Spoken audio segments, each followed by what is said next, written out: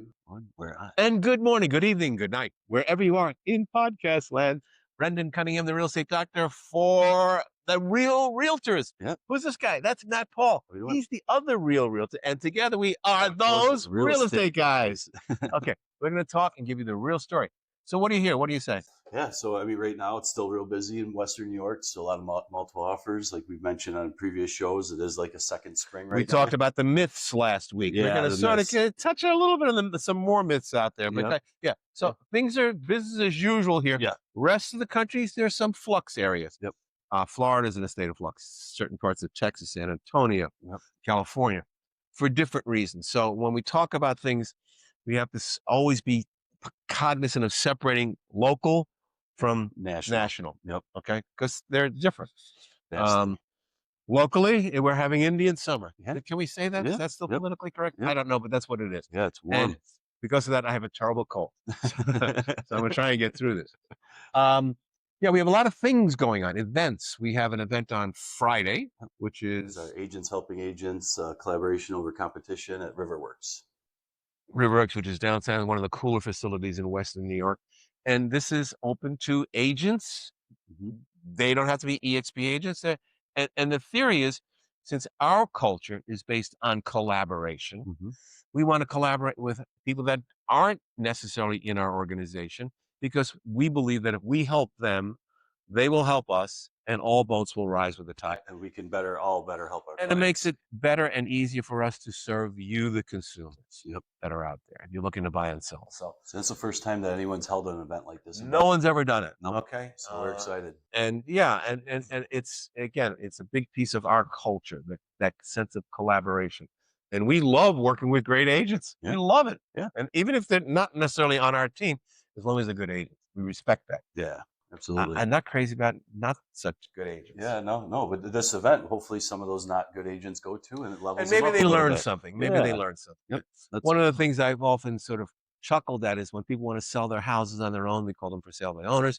There's really only 3 reasons why they want to do that. 1, it's just the thought that they might save some money. 2, they've had a bad experience with an agent. And 3, they just don't like real estate agents. And when they say that one, I usually chime in and say, you know what? I don't like most real estate agents either, because most of them don't step up and do it this way. But a good one, worth their weight in gold. So having said that, so we're going to invite all these people from all different walks of life and different companies. Vendors too. Right? Vendors. Yeah, so It's a big event. It's sort of like an event that's happening next week that the Association of Realtors is sponsoring, called Agents Day. Yes. And there's a bunch of vendors come out, mortgage people, home inspectors, all kinds of different people, radon people. And it's like a little convention. And there's classes. There's a couple of classes there, and they always bring in a guest speaker. And that's an annual event. And that's been going on for about 30-something years. Yeah, I can remember going the first one. We were on the committee for years together. Yeah. It's a fun committee to be on. And I always tell people, if you want to get involved with the Association of Realtors, one thing you want to do is just get on the Agents Day, because it's fun. Start there. And Start there. And then go. Start with something fun, and then you can learn the ropes about some of the other committees. Like I chair the Government Affairs Committee, which I think is a cool committee because I want to know what's going on. You know, and amazing, you find out, unfortunately. Ahead of time, though. You know, before everyone else knows. Yeah, but I know before everybody else, which is great. So there's that. And then also next week, we have a lot of our team is going off to Miami. Oh, yeah. Not for drinks with umbrellas in them, but they'll probably have some of those too. Possible. This is the annual international convention. There'll be up to 90,000 people. That's all 90,000 people from all around the world aren't going to be there, but there's 90,000 agents in the system. We're in 26 different countries, every state in the union. So they'll all be represented, which is good. And there's never a case where none of them aren't all there. Somebody's always there. So, And if I used to love talking on the international guys. And I got a really interesting slant from a guy that was representing Israel last year. And he told me about the behind the scenes stuff that's going on in Israel, politically, militarily. And it's always interesting to get it right from the horse's mouth. Yeah, so, and how it affects, the real and how it affects the real estate market. They predicted the Donald Trump thing. Oh, really? Yeah, they said he's definitely going to win no matter what happens. And that was before the election. That was in October last year. And it's like, oh, whatever. And Donald Trump was a long shot at that point. Yeah. Or they were telling us that Kamala was a shoo-in. Whatever. So, because the polls are always accurate. Yeah, but from the outside of the country, they get different news than we do. I love talking to Europeans about what's Yeah. going on in this country. And Yep. some people, they think it's trouble. Some people think it's trouble. Some people think it's just like here. Yep. They're divided too. Oh yeah. But when I lived in Italy, I learned a lot Yeah. about certain situations that I thought I knew about, but they're like, oh no. And the Italian government is bizarro. I mean, they literally at one point they had a porn star as their prime minister. Oh geez. And we're not talking about soft porn. We're talking about the things with the Oh, it was like wild. It's like Wow. crazy.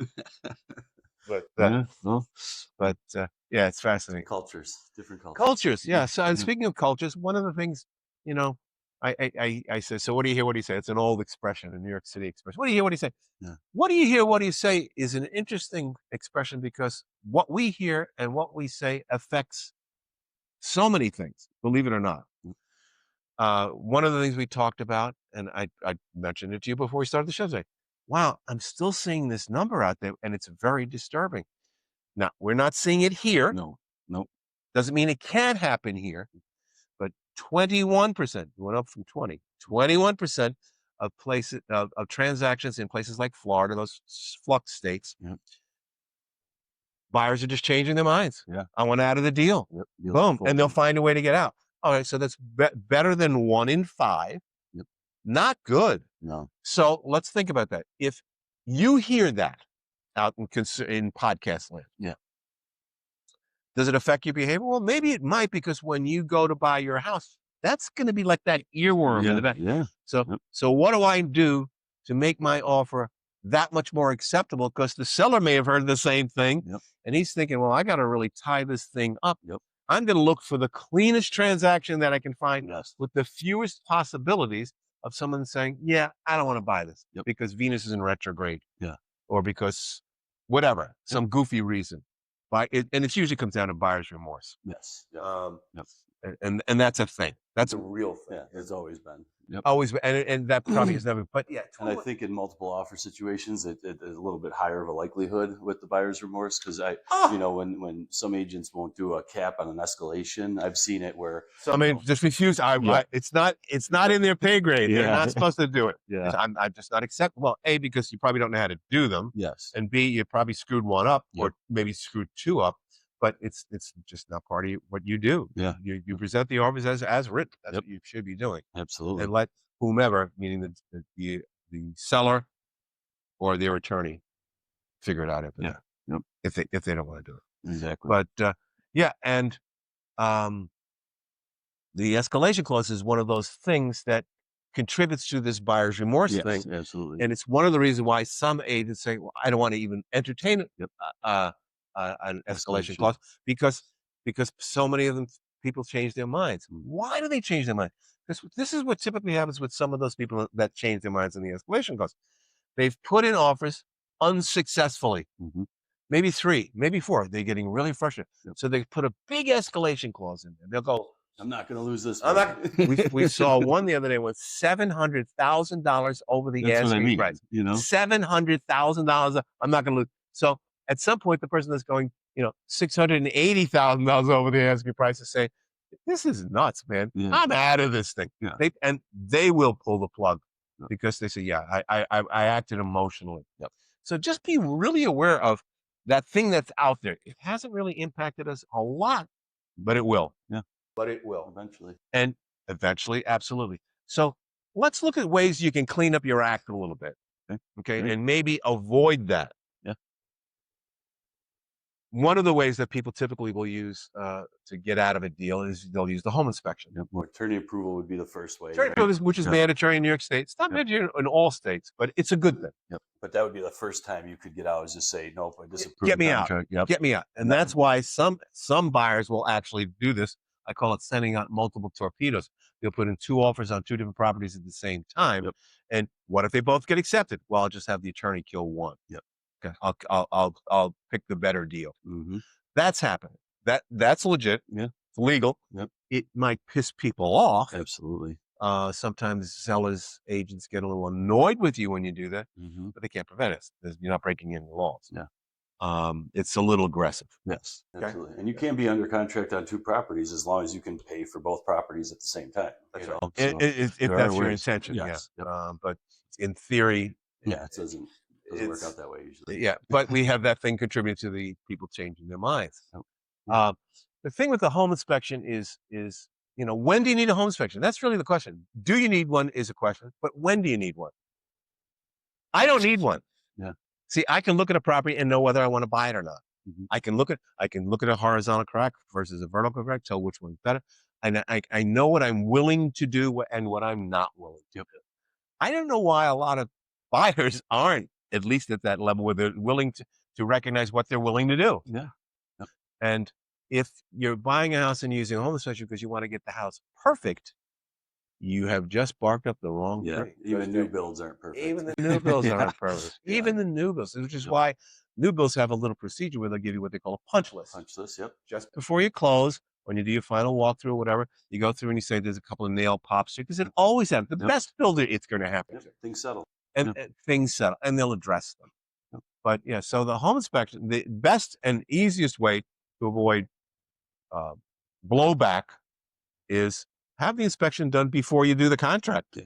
A lot of people don't want to do that, but that's the way it was set up originally. If you wanted to have an inspection by a home inspector or an engineer, you did it before. That's called due diligence. But now that they've made it part of the contract, we say subject to, it changes things, and that's why sellers are vehemently saying, "Yeah, I don't want to be bothered with this crap." It's another way of It's negotiating. it's another thing. Give me cash, 30-day close. Let me get out of Dodge. That's what they're looking for. Yep. The closer you can get to that, the better off you're going to be. The more things you put in front of that to prevent that, the worse you're going to be, and it gives people wiggle room. So essentially, the shorter the timeline, the better for this situation. Time is your enemy in a real estate transaction. I often tell my clients, time is only good for certain kinds of cheeses and very specific red wines, like Beaujolais Nouveau is supposed to be drunk young. Yeah. Okay, but some of them they want a little old. Mm-hmm. So, but for a real estate contract, it's not a good thing. No, the longer you go, the worse it gets, and that's why you see a lot of commercial brokers jumping out of windows. They'll go 2 years on a contract and have it before it fizzles. I went 4.5 on one, but if it closes, you get the big check. Yeah. Hey, we're going to Miami. So that's a thing out there. And I heard another bizarro statistic, and this is one of those things that I think can have negative repercussions just even talking about it. 54% of agents. Now, whether they're good agents or bad agents, that's not really part of the statistic, are saying that their sellers want to take their houses off the market until the spring because they haven't sold. Now, that's not here. Yeah. Let me understand. Yeah. That is not here in Western New York. There may be a couple of isolated cases, but in some of those not swing states, it's policy. Yeah. In some of those flux states, I'll call them. Yep. They're doing that, and it's like, I don't understand that either. Yeah, no. Typically when a house doesn't sell, when there's a surplus of homes, that's what then I would see, right? But okay, when there's a surplus of homes, okay, which is what Florida's experiencing. They're experiencing, but we're not. Yeah, no. And if you were here and thinking, well, the market hasn't responded, you really have to dig deep in this one and look at yourself and say, well, why isn't it sold? Have you had a lot of showings? Oh, we've had a lot of showings. Yeah. Okay, and have you had any offers? No offers. That's a telltale sign. Yep. Have you had offers? Yes. And what was the story? Oh, they were too low. Well, how much lower than you're asking? And then you find out. Yeah. And then it's at that point you realize that the seller is being unrealistic. Yes. Yep. Because the only thing that we know for sure in that seller scenario is you put the house on the market, they marketed it, you had a bunch of people show up. A lot of activity. Yep. A lot of activity, but you don't have a sale. Yeah. Yep. Something's off there. Something's off. Yep. There's only 3 things that affect the price: location, and condition. One of them I have to take off the table unless it has wheels. Yeah. Because it's not moving. It's not moving. It's on a foundation. Condition. Well, if the place needs to be tuned up or straightened out, well, yeah, you can do something about that. Yep. Now, whether you want to is something else, and that adversely affects price, which is the ultimate determinant. Yep. Okay. Having said that, we use a tool called the Sellability Rating Checklist. Has 19 different factors on it why a house didn't sell. Mm-hmm. and price is at the bottom of the list. There's a whole bunch of other things that could be going on, little things, nuances, that you just weren't aware of. Simple things that can change the price of pulpit. Yep. So there's interesting things going on in the real estate market. Any hot listings out there? I may have a couple of hot listings coming. You do? I may have a couple. Yeah. Excellent. Can you talk about them? One, I just got the call this morning. I don't know if it's going to go on now or in the spring, but 22 acres in Hamburg, Eden. It's only a mile outside of Hamburg. Oh, wow. Only a mile. Is that the Eden School District then? Eden Schools. Right. It just keeps getting better. Yep. It's on Eckert Road. Wow. Which is nice road. Yeah, It's right. It's easy to get to. 22 acres is a good 22 acres, beautiful, and it's been in the family for, oh God, close to 80 years. Wow. Yeah. Wow. Yeah. It was the reason why I actually came to Western New York. It was my former mother-in-law's house. Oh, there you go. She's gone. The kids got it, and she says, "Yeah, I think I'm moving to Vermont with my daughter." Okay. Oh, yeah. So that'd be a nice listing. Yeah, and a nice house, and it's got ponds and barns with horses So in they it. have horses there? They used to have. They had 4 or 5 horses. It used to have tennis courts. Wow. Had clay tennis. They screwed that up. They had clay tennis courts. No one played tennis. Yeah. Well, the neighbors, the smart neighbors, would say, "Sure, come on, we'll play tennis." All the neighbors use it. Yeah. But no one in the house. Wow. Yeah, so that's kind. And then, I'm actually looking for a 4-family anywhere from North Buffalo, not the West Side. He doesn't want the West Side, but pay up to 7. Wow. Pay up to 7. Wow. Yeah, crazy. Yep. Yeah, it's hard to find the 4 units. 4 unit, and he's got to have a vacancy and a place to park the car. Yeah. Oh, Boy. yeah. Keep adding to it. Keep adding. But so there's activity out there for sure. Yeah. I might have a ranch coming up in Snyder, all brick ranch, really nice house, 3-bedroom, 2.5 bath. But I'm not sure yet. 3, 4, 5. How much? Just under 5. Just under 5. Yep. Yeah. I just threw it out casually, and it's like, sure, just under 5. We say it like it's nothing. It's just under $500,000. 2,000 square foot all brick ranch it's 4,000 square feet with a basement. It's a huge house. Yeah, that basement thing is always fun if it's usable square footage. Yep. Man, you just hit the jackpot. Oh yeah. If you have a walkout, the all brick fireplace goes from the main level all the way down to the basement. Yeah, Yep. That's the right way to do it. Yeah. Snyder. It was probably built like 50 years ago. Yep, in the 50s. Yep. Great. They built them like rock solid back then. It probably has asbestos. Yeah, but you don't hear a creak in this house when you walk through it. It's very solid. Yeah, solid. Yeah, they did build things better Absolutely. in the old days. Yeah, quality materials. It's interesting, like the Sears houses. The Sears houses were, you buy them right out of the catalog. Homes. They were great houses. They were great houses. I think I've lived in a couple of them. I sold one in Holland, and it sold for normal value. They were just terrific houses. Yeah. And people, it's interesting how things, like when I was a kid, something was made in Japan, it was bad. Yeah. Now it's made in China, it's bad. Yeah. Japan was great. Yeah. They beat us at our own game. Yeah. Best cars in America. Toyota. Yeah. Subaru. That's Japanese. Yeah, there too. But same with Toyota. Yeah, Subaru is the official car of the Olympic U.S. ski team, which that's wrong. Yeah. Should be in America. But yeah. So culture of this emission city. So, all right. What else we got? That's it. Yeah. I think that's Quick. about We're it. getting in. We're getting out. We're just telling a couple of little things. But you have some interesting guests coming on in the next couple of weeks, which you want to tune in on.